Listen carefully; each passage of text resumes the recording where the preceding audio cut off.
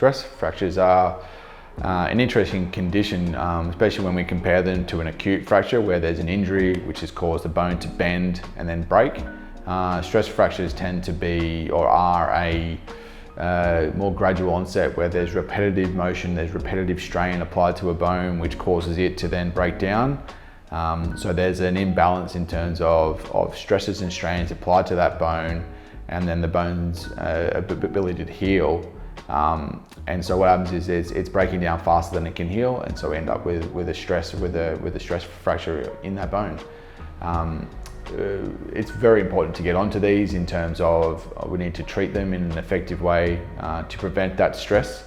What we'll do is if you do have something like this show up, it can show up as being just a general pain in the foot, which can be almost so much so that you can't load it, you can't put weight on that foot. Often we'll probably put you in a boot first up, so looking at a moon boot or a cam boot, something like this. And an X-ray is going to be important in terms of diagnosing this as well. We need to see to make sure the bone lines are all sound, and we may even need to get further imaging, so something like an MRI might be required also.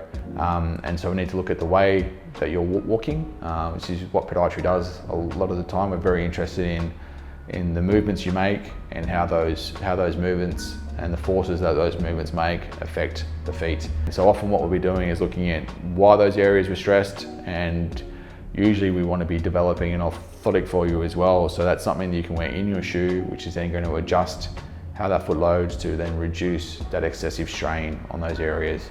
And that's really our goal in terms of long-term prevention of these issues.